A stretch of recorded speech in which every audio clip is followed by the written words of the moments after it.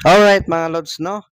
Paalis na sana kami ng kasama ko mga lods nang may napulot siyang G-Shock na relo dito sa may parking sa harap ng Chowking sa Quiapo mga lods, no?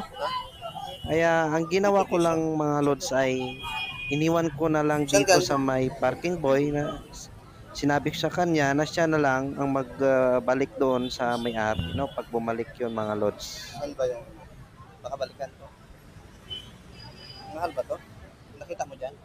Kung sino nakapark dyan, babalikan. Oo. Balik mo na lang ha. Pag bumalik siya, ano mo ha? Sino ba nakapark dito kanina? Babalikan nila yan. Ano ba to, G-Shock?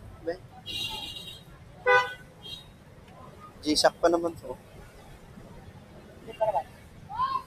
Balik mo na lang boss pag ano ha. Ito si Kuya mga lods, yung parking boy doon mga lods, nasa Chowking. Alright.